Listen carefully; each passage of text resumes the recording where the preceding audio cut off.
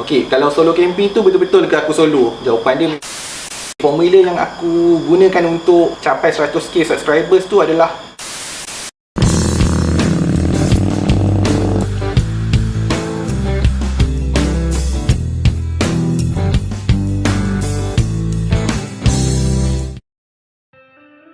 Assalamualaikum, selamat sejahtera, selamat kembali ke FOC. Okey guys, malam ni aku nak buat Q&A session. Dan aku juga sambil-sambil tu aku nak masak steak ni dekat luar rumah aku ni. Jadi dekat post yang lepas, aku dah filter soalan-soalan yang korang komen dekat post yang lepas tu. Jadi aku dah dapat lebih kurang 12 soalan lah yang aku akan jawab pada malam ni. Okey, kalau soalan yang korang tanya tak ada dalam video kali ni, dia ada beberapa kemungkinan lah. Salah satu dia, waktu 50k subscriber itu aku dah buat sekali Q&A session.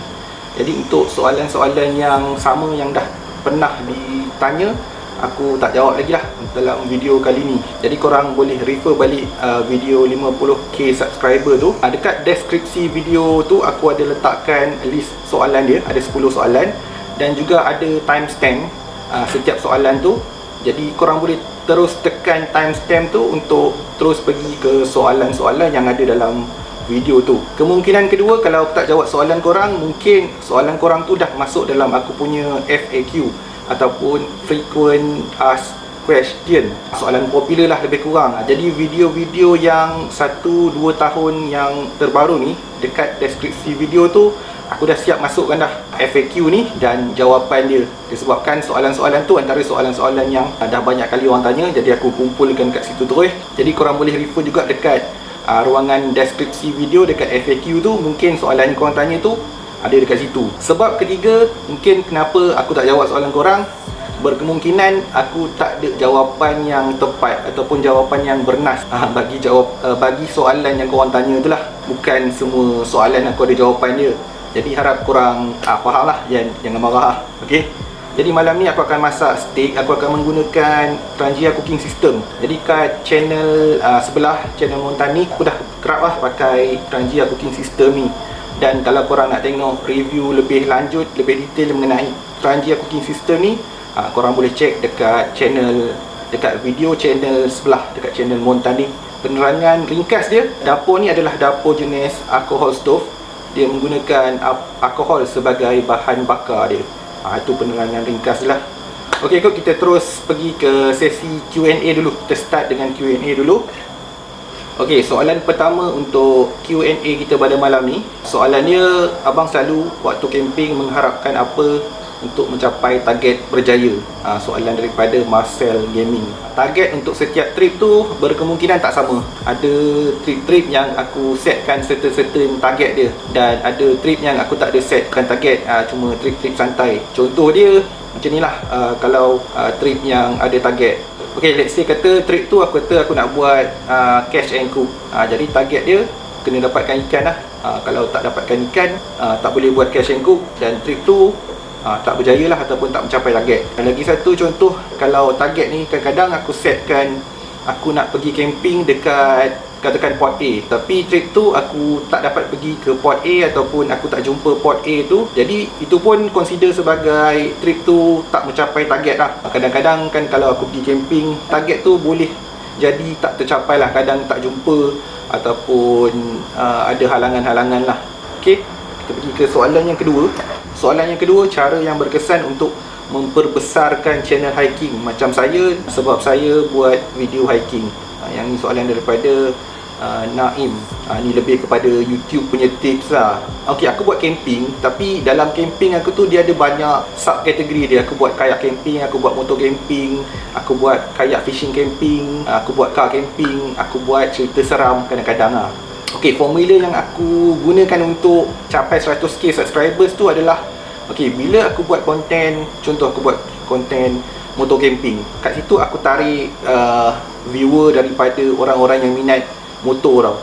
Orang yang minat motor, mungkin dalam 10 orang tu minat motor, mungkin aku boleh dapat 2-3 orang yang minat motor camping sebab dia relate dengan motor.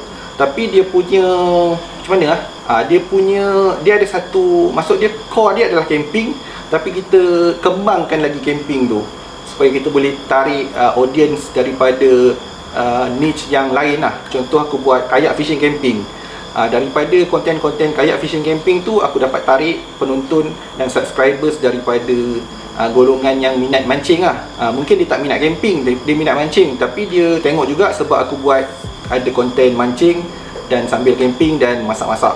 Itu antara strategi aku lah, macam mana aku kembangkan channel FOC ni. Samalah juga macam aku buat cerita seram kan. Aku buat cerita seram tapi dia berkaitan dengan camping.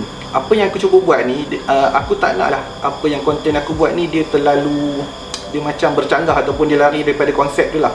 Yang penting dalam tu ada camping, dan yang lain tu dia punya macam nak cakap lah, dia punya sub-sub dia lah. Tapi untuk pelbagaikan channel konten ni, aku suggestkan supaya jangan buat konten yang terlalu rojak sangat lah.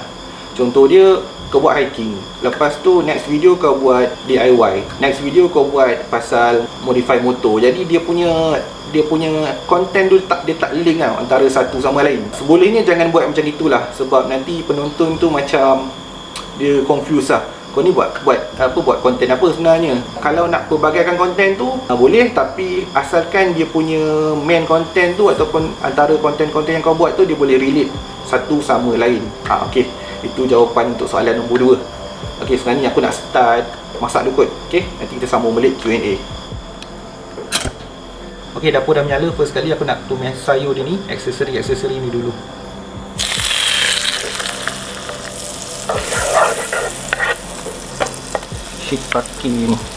Shiitake dengan bawang. Oh, aku terlupa satu benda. Aku sepatutnya pasang ni simmering ni, sebab api dia terlalu kuat. Jadi untuk adjust api dia, kita nak pasang simmering ni supaya api dia nice je, kecil je. Alright, asparagus. Alright. Okey, sambil kita tunggu sayur ni layu masak, kita terus kepada soalan nombor 3. Biasa tengok video-video yang pergi air terjun dan lain-lain. Okey, tu bukan soalan dia. Okey, biasa tempat-tempat yang berbayar ni kos ada orang sponsor atau poket sendiri. Lepas tu pernah tak ada halangan macam tersalah masuk ladang orang ke sepanjang buat video solo? Daripada Ashraf Abdullah. Okey, dia ada 2 soalan lah kat sini. Untuk video FOC, kebanyakan tempat yang aku pergi adalah tempat yang tak berbayar lah, tempat yang free. Aku buat wild camping kebanyakannya lah untuk video FOC. Dan untuk video montanik, dia lebih kepada campsite. Kos-kos dia dah termasuk dalam package tu sekali lah, dalam package gaji aku lah.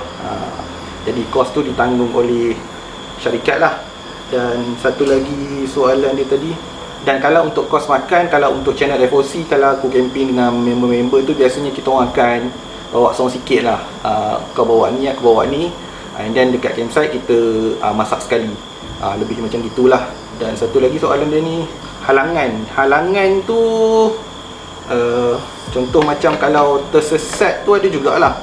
Bukanlah tersesat tak jumpa jalan balik ke apa, dia lebih kepada tersesat nak cari jalan tau. Sepatutnya nak pergi ke tempat tu boleh sampai 1 jam, tapi sampai 4-5 jam baru sampai ke tempat tu. Sebab jadi macam gitu, untuk trip-trip Riki ataupun trip-trip yang first time kita orang pergi ke situ, kadang-kadang tu nak kena cari jalan dulu apa. Itu yang memakan masa. Macam itulah kot kalau aku faham lah soalan yang ditanya tu, halangan dia. Okey, seterusnya soalan keempat, pernah tak rasa tak sedap hati lepas sampai tempat nak camping, lepas tu terus balik? Wan Hafizi. Rasa tak sedap hati ni aku boleh bahagikan kepada beberapa jenis tau untuk aku. Satunya, rasa tak sedap hati sebelum pergi, waktu kat rumah lagi, dah kemas-kemas barang ni, nak pergi pagi ni, lepas tu rasa tak sedap hati tau, tak sedap hati nak pergi. Ada, dan aku cancel trip tu. Okey, tak sedap hati yang lagi satu, kadang aku dah dalam perjalanan tau, aku dah dalam perjalanan untuk pergi ke tempat yang aku nak pergi hari tu, tempat yang aku nak camping hari tu, tapi dalam perjalanan tu aku rasa macam tak sedap hati lah nak pergi sana. Ada, memang ada jadi macam itu. Dan kadang dah half perjalanan, dah dekat nak sampai, aku patah balik pun ada. Dan tak sedap hati yang ketiga dan yang terakhir tu, kadang aku dah pergi ke sana, aku dah sampai ke lokasi, dah keluar barang, kadang-kadang tu dah set up, lepas tu rasa tak sedap hati pun ada juga. And then packing barang, terus balik. Tapi kebanyakan trip-trip yang macam gini, kebanyakannya ataupun boleh aku katakan semualah, dia lebih kepada waktu aku buat solo trip. Kalau trip dengan member, aku rasa tak pernah ada lagi lah kes-kes macam gini.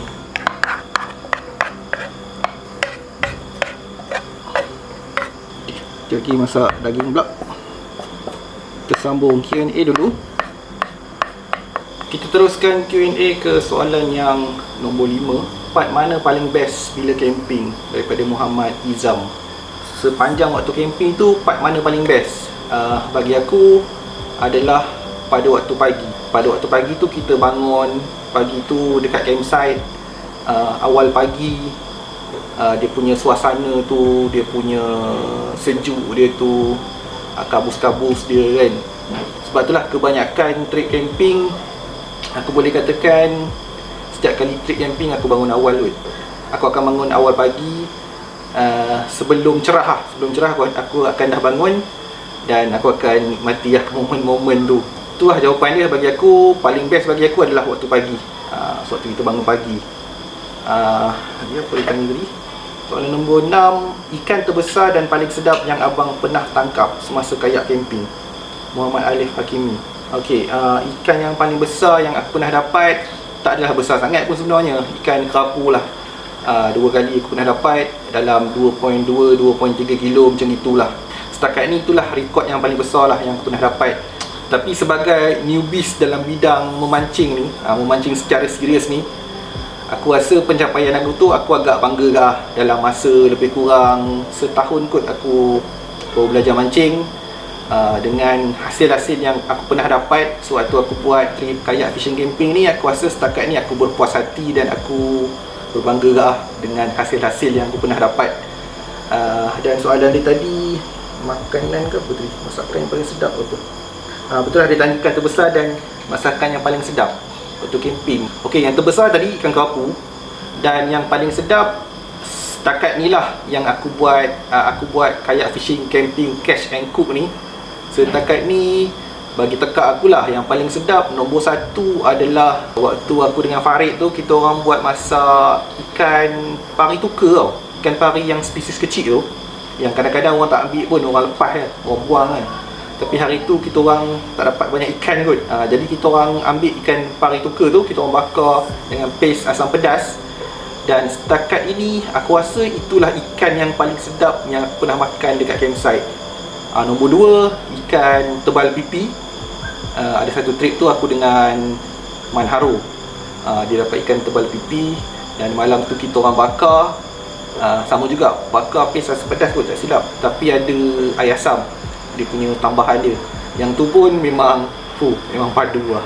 So itulah ranking dia, nombor 1 ikan pari tuka, nombor 2 ikan tebal pipi yang kita orang pernah buat lah catch and cook. Kita masak daging sebab daging ni lama, jadi kita sambil masak tu aku akan teruskan dengan Q&A. Sekarang aku nak letak daging dulu.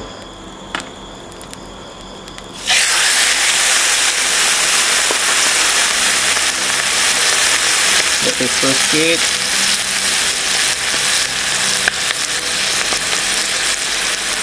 garam, bubuk cili.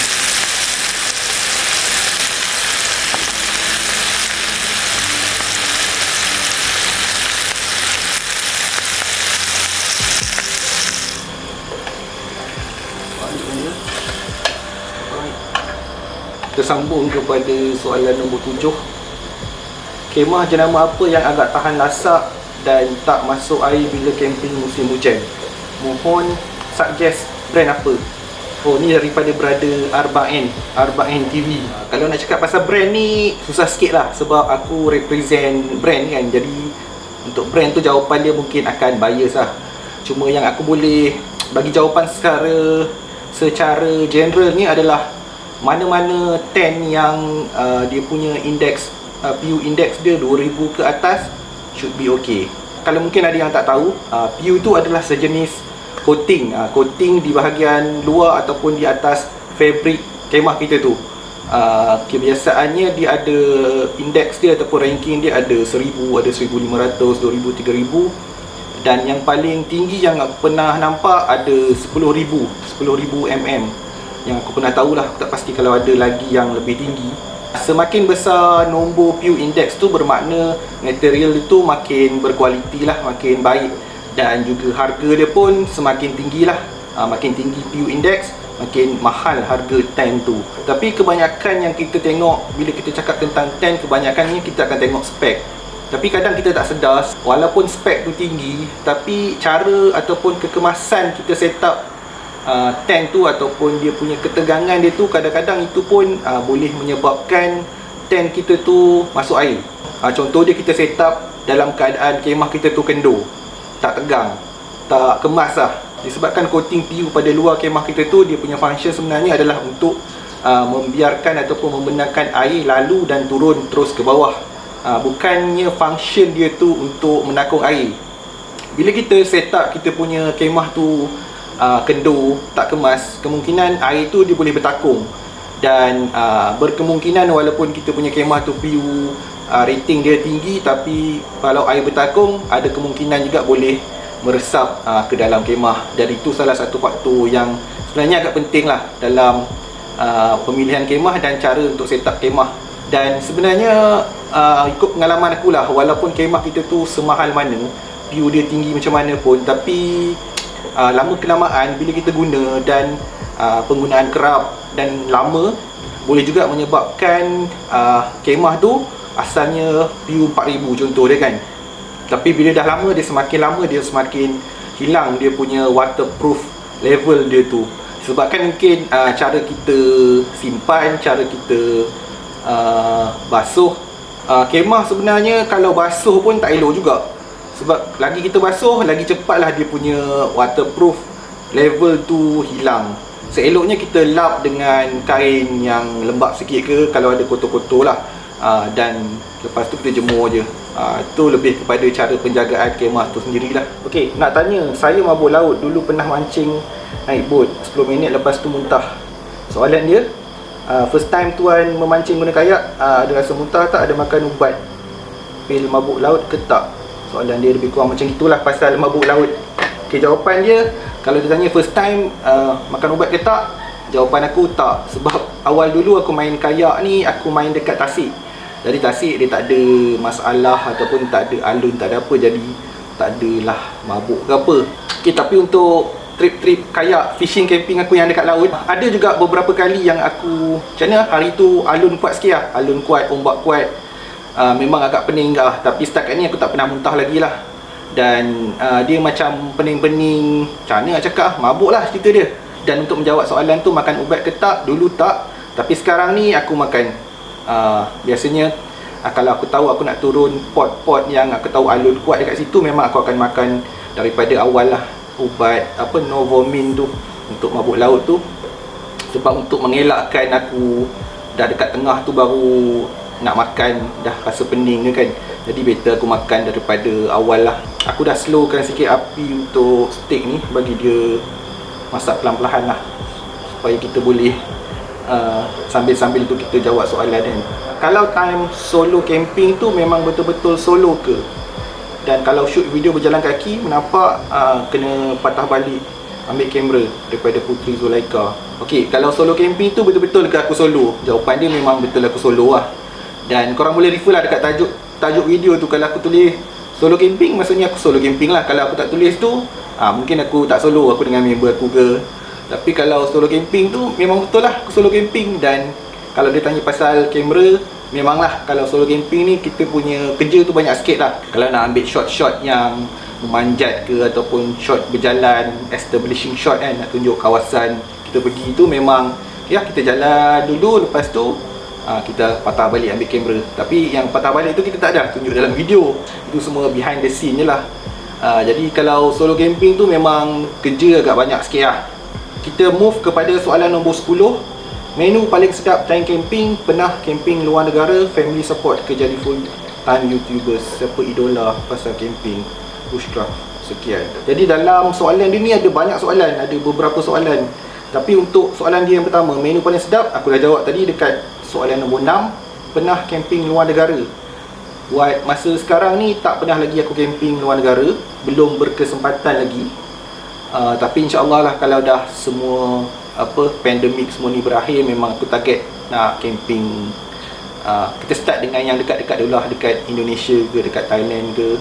Dan kalau dah kaya sikit lah, aku punya ultimate wishlist adalah aku nak camping kat tempat yang ada salji. Itu yang paling last lah aku punya wishlist. Tolong doakan guys, mana tahu kan, insyaAllah lah. Dan seterusnya soalan dia, family support ke jadi full time YouTubers? Alhamdulillah lah, family aku, wife aku memang support lah apa yang aku buat sekarang ni, disebabkan minat aku, dan aku pun dah buktikan lah yang aku boleh, dan aku macam mana, aku dah buktikan yang aku boleh buat benda ni sehingga macam mana, boleh jadikan sebagai kejaya lah. Tapi perjalanan dia tu memang lama dan jauh. Alhamdulillah lah, aku tak berputus asa, dan akhirnya aku dapat lah apa yang aku target aku nak buat. Siapa idola bro pasal camping bushcraft? Tu soalan last dia, soalan kecil dia, soalan last. Siapa idola? Untuk soalan ni sebenarnya aku banyak refer kepada channel-channel luar negara. Salah satunya yang aku macam inspired lah, aku betul-betul inspired adalah satu channel tu, nama channel tu adalah Joe Robinet. Aku rasa channel dia dah lebih 10 tahun pun, dan dia buat sama macam apa yang aku buat. Dia buat camping. Mula-mula tu memang slow, dan selepas beberapa tahun baru dia dapat 100k subscribers. Selepas 3 tahun tak silap aku, dan sekarang ni dah lebih 10 tahun. Sekarang ni dia dah 1.2 juta tak silap aku subscribers dia. Macam mana nak manage masa, time camping, nak mancing, nak set up kemah, masak dan shoot video lagi? Tak terkejar-kejar ke? Daripada Sorsa Samas. Tak adalah setiap masa tu terkejar-kejar. Aku rasa dia tergantung kepada situasi-situasi dia lah. Let's say kalau kita sampai campsite dah lewat petang, mungkin lah ada macam terkejar-kejar sikit lah. Kita nak set up, nak masak, nak buat, sambil tu nak kena record. Apa tips yang aku boleh sharekan? Kalau tak nak terkejar-kejar macam tu, pastikan korang sampai ke campsite tu awal, so kita boleh buat aktiviti-aktiviti yang kita sepatutnya buat tu dengan tak adalah terkejar-kejar, dan kita sempatlah untuk record. Tapi sebenarnya aku rasa banyak je masa waktu camping ni. Tapi itulah tips dia, kenalah sampai awal ke campsite supaya kita ada banyak masa. Dan soalan yang terakhir, apa plan bro FOC untuk masa akan datang? Buat bisnes atau terus menjadi full time YouTubers? Daripada Wafi 97. Okey, bagus soalan ni, aku suka. Pandang jauh ke depan. Okey, aku share sikit lah. Masa aku masih bekerja dulu, waktu aku masih bekerja full time 8 pagi 9 8 pagi 5 petang setiap hari ni, aku dah set target untuk aku. Aku target aku nak berhenti daripada pekerjaan aku tu sebelum umur aku 35 tahun. Dan Alhamdulillah, target aku tu tercapai pada umur aku 33 tahun. Aku quit kerja aku tu dan aku buat kerja aku sekarang ni lah, which is YouTubers / ambassador kepada produk-produk brand outdoor ni lah. Dan untuk soalan brother ni, apa next aku punya target? Kalau nak dikatakan target untuk aku sekarang, sebab aku dah dalam bidang ni, aku dah buat benda ni, next target aku adalah sebelum umur aku 40 tahun, aku nak pencen lah daripada buat video outdoor ataupun jadi YouTubers ni lah. Bukan pencen camping, tapi mungkin pencen sebagai YouTubers lah, buat konten di YouTube. Salah satu yang brother ni mention tadi, adakah aku nak buat bisnes atau apa? Bisnes tu salah satu dia daripada mungkin apa yang aku nak buat. Tapi aku ada perancangan lain lah, yang buat masa sekarang ni aku tak boleh nak share lagi lah. Jadi itu jawapan kepada soalan yang terakhir daripada Bro Wafi 97. Okay, ready?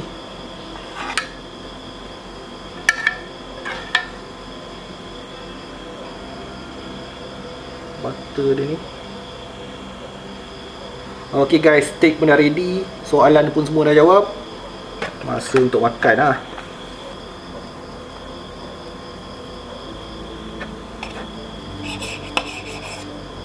Bismillahirrahmanirrahim.